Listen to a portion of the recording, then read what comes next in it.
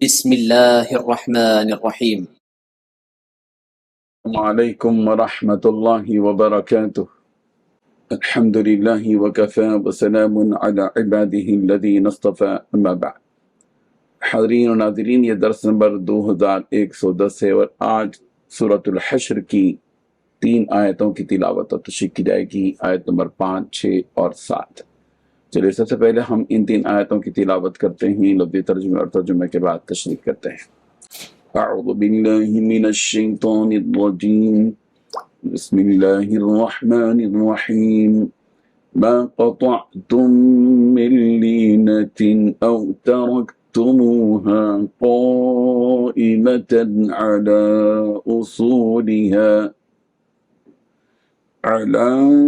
أصولها فبإذن الله وليخزي الفاسقين۔ وما أفاء الله على رسوله منهم فما أوجفتم عليه من خيل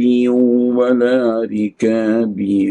ولكن الله يسلط رسله على من يشاء والله على كل شيء قدير۔ ما أفاء الله على رسوله من أهل القرى فلله وللرسول ولذي القربى واليتامى والمساكين وابن السبيل كي لا يكون دولة بين الأغنياء منكم، وما آتاكم الرسول فخذوه وما نهاكم عنه فانتهوا واتقوا الله إن الله شديد العقاب۔ صدق اللہ العظیم۔ لفظی ترجمہ یوں ہے، ما قطعتم، جو تم نے کاٹا، من لینۃ، کوئی کھجور کا درخت، او یا ترکتموہا، تم نے چھوڑ دیا اس کو، قائمتاً، قائم، علی اصولہا، اس کی جڑوں پر، فبإذن اللہ، تو اللہ کے حکم سے ہے، ولیخزی، اور تاکہ وہ رسوا کرے، الفاسقین، فاسقوں کو، وما افاء اللہ، اور جو اللہ نے لوٹا دیا، علی رسولہ، اپنے رسول پر، منہم، ان سے، فما اوجفتم، پس جو تم نے دوڑائے، علیہ، اس پر، من خیرین، کوئی گھوڑے، ولا رکاب، اور نہ اونٹ، ولکن اللہ، لیکن اللہ، یسلط، غالب کرتا ہے، رسولہ، اپنے رسولوں کو، علی من یشاء، جس پر وہ چاہتا ہے، واللہ علی کل شیء، اور اللہ ہر چیز پر، قدیر، خوب قادر ہے۔ ما افاء اللہ، جو لوٹایا اللہ نے، علی رسولہ، اپنے رسول پر، من اہل القریٰ، بستیوں والوں سے، فللہ، تو اللہ کے لیے، وللرسول، الرسول کے لیے، ولیذی القربیٰ، اور قرابت داروں کے لیے، والیتامى، اور یتیموں کے لیے، اور والمساکین، اور مسکینوں کے لیے، وابن السبیل، اور مسافروں کے لیے ہے، کہ لا یکون، تاکہ نہ ہو وہ، دولتاً، گردش کرنے والا، بین الاغنیاء، دولت مندوں ہی کے درمیان، منکم، تم میں سے، وما، اور جو کچھ آتاکم، تمہیں دے، الرسول، رسول، فخذوہ، تو تم لے لو اس کو، وما، اور جو کچھ نہاکم، وہ روک دے تمہیں، عنہ، اس سے، فانتہوا، تو تم رک جاؤ، واتقوا اللہ، اور ڈرو اللہ سے، ان اللہ، بے شک اللہ، شدید العقاب، سخت سزا دینے والا ہے۔ ترجمہ یوں ہے، تم نے کھجور کے جو درخت کاٹے یا انہیں اپنی جڑوں پر کھڑا رہنے دیا، تو یہ سب کچھ اللہ کے حکم سے تھا، اور اس لیے تھا تاکہ اللہ نافرمانوں کو رسوا کرے، اور اللہ نے اپنے رسول کو ان کا جو مال بھی فے کے طور پر دلوایا، اس کے لیے تم نے نہ اپنے گھوڑے دوڑائے اور نہ اونٹ، لیکن اللہ اپنے پیغمبروں کو جس پر چاہتا ہے تسلط عطا فرما دیتا ہے، اور اللہ ہر چیز پر پوری قدرت رکھنے والا ہے۔ جو مال اللہ نے اپنے پیغمبر کو بستیوں والوں سے دلوایا ہے وہ اللہ کے اور پیغمبر کے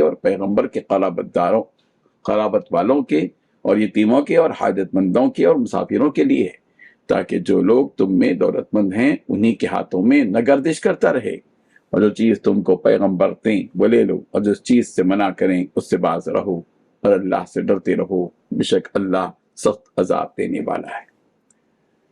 ان 3 آیتوں میں 10 باتیں بیان کی گئی ہیں۔ پہلی بات، تم نے کھجور کے جو درخت کاٹے یا انہیں اپنی جڑوں پر کھڑا رہنے دیا وہ سب اللہ کے حکم سے تھا۔ دوسری بات، یہ حکم بھی اس لیے تھا تاکہ اللہ نافرمانوں کو رسوا کر دے۔ تیسری بات، اللہ نے اپنے رسول کو جو مال فے کے طور پر دلوایا اس کے لیے نہ تو تم نے اپنے گھوڑے دوڑائے اور نہ ہی اونٹ۔ چوتھی بات، اللہ اپنے پیغمبر کو جس پر چاہتا ہے تسلط عطا فرماتا ہے۔ اور پانچویں بات، اللہ ہر چیز پر پوری قدرت رکھنے والا ہے۔ چھٹویں بات، اللہ اپنے رسول کو دوسری بستیوں سے جو بھی مال فے کے طور پر عطا فرما دے وہ اللہ کا حق ہے اور اس کے رسول کا۔ ساتویں بات، رشتہ داروں، یتیموں، مسکینوں اور مسافروں کا بھی حق ہے۔ آٹھویں بات، اس کا مقصد یہ ہے کہ وہ مال صرف انہی کے درمیان گردش کرتا نہ رہ جائے جو تم میں دولت مند لوگ ہیں۔ نویں بات، رسول اللہ تمہیں جو کچھ دیں وہ لے لو، اور جس سے منع کر دیں اس سے رک جاؤ۔ 10ویں بات، اللہ سے ڈرتے رہو کہ بے شک وہ بہت سخت سزا دینے والا ہے۔ بزرگان محترم، جب مسلمانوں نے یہودیوں کا گھیراؤ کر رکھا تھا اور وہ اپنے قلعوں میں محصور تھے تو اس وقت آپ علیہ السلام نے صحابہ کرام رضی اللہ عنہم کو حکم دیا تھا کہ وہ ان یہودیوں کے باغات کو اجاڑ دیں تاکہ وہ اپنے اموال کو برباد ہوتا ہوا دیکھ کر اپنے قلعوں سے اس کا دفاع کرنے کے لیے نکل آئیں، مگر انہوں نے انہیں قلعوں سے آواز دی کہ محمد آپ تو فساد وغیرہ سے روکتے ہیں اور انہیں جلا رہے ہیں، تو کیا یہ فساد اموال نہیں ہے؟ اس پر اللہ تبارک و تعالی نے یہ آیت نازل فرمائی کہ پیغمبر آپ نے جن کھجور کے درختوں کو بھی کاٹا یا انہیں اپنی جڑوں پر ہی رہنے دیا یہ سب اللہ تعالیٰ کے حکم سے تھا،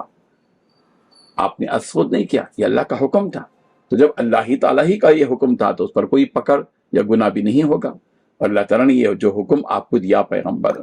اس کا مقصد بھی یہی تھا کہ اس کے ذریعے سے، یعنی ان کے گھروں کو اجاڑنے کے ذریعے سے اللہ کے ان نافرمانوں کو رسوا کیا جائے۔ اللہ نے اس قصد میں کامیابی عطا فرمائی اور ان یہودیوں کو رسوا کر کے رکھ دیا، اور یہ یہود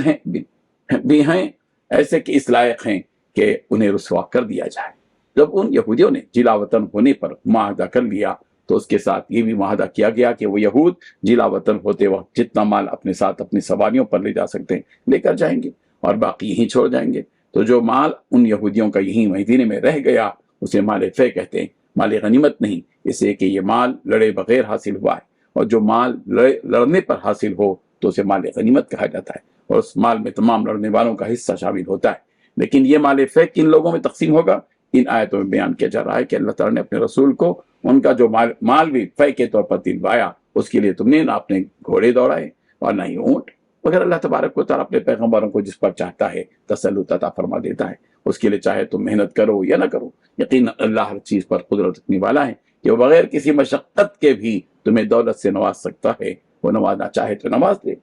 اور جب تم بھرپور محنت بھی کر لو اور اگر وہ تمہیں اس دولت سے روکنا چاہے گا تو بالکل روک دے گا۔ یہ اللہ تعالیٰ کی قدرت ہے اور اس کی قدرت کے آگے ہر کوئی بے بس ہے۔ یہ جو مال اہل القریٰ سے ہاتھ آیا ہے، اور اہل القریٰ سے مراد بنو نذیر اور بنو قریظہ اور بنو عرینہ وغیرہ ہے،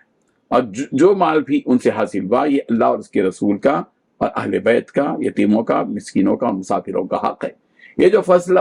اس مال کی تقسیم کے سلسلے میں اللہ تبارک و تعالیٰ نے فرمایا، اس کا مقصد یہ ہے کہ یہ مال صرف ان لوگوں میں تقسیم ہوتا نہ رہ جائے جو پہلے ہی سے مالدار ہیں۔ اس لیے اللہ تعالیٰ اس مال کی تقسیم میں آپ علیہ السلام کو مختار بنا دیا کہ آپ جیسے مناسب سمجھیں اس مال کو تقسیم کریں۔ چنانچہ آپ علیہ السلام نے اس مال کو مہاجرین کے درمیان تقسیم کر دیا، اس لیے کہ یہ لوگ اپنا سب کچھ قربان کر کے یہاں مدینہ آئے تھے، یہاں ان کی معیشت مضبوط ہو جائے۔ اس غرض سے آپ علیہ السلام نے مہاجرین میں یہ مال عطا کیا جس کا ذکر اگلے درس میں آئے گا۔ اور انصار میں سے صرف ابو دجانہ، سماک بن خرش اور سہل بن حنیف رضی اللہ عنہم کے درمیان تقسیم ہوا، حضرت عمر رضی اللہ عنہ سے مروی ہے کہ بنو نذیر کا مال ان مالوں میں سے تھا جسے اللہ تعالیٰ نے آپ علیہ الصلوۃ والتسلیم کو بغیر لڑے دلوایا تھا۔ اللہ تبارک و تعالیٰ ان حقیقتوں کو سمجھنے کی توفیق عطا فرمائے، آمین۔ وآخر دعوانا ان الحمد للہ رب العالمین۔